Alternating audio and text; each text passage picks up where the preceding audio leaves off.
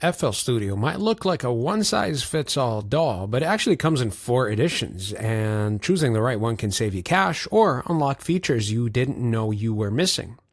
So this is the entry level, the fruity one, $99. You got the core FL workflow, step sequencer, piano roll, VST support, but no audio recording. That's the big catch. It's great for beat makers or beginners who only work with MIDI, samples, and synths. Next up is the Producer Edition. That's the sweet spot for most users. It includes audio recording, Edison audio editor, full playlist features, automation clips, basically everything you need for full tracks, vocals, and mixing. If you're serious, start there.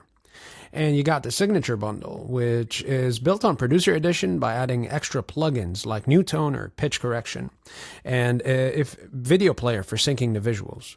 It's best if you want more built-in tools and do light vocal tuning or multimedia work. All Plugins Edition. You get every plugin image line makes, from synths like Harmor and Citrus to FX like Maximus and Gross Beat. Ideal for sound designers, EDM producers, or anyone who wants everything unlocked from day one.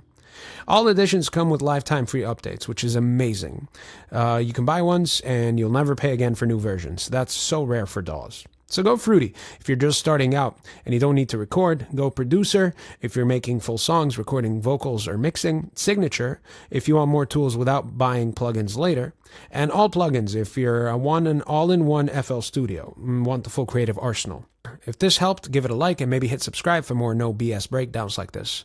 Are you already using one of these editions? Drop your thoughts about it below. I'd love to hear how it's holding up. Catch you next time.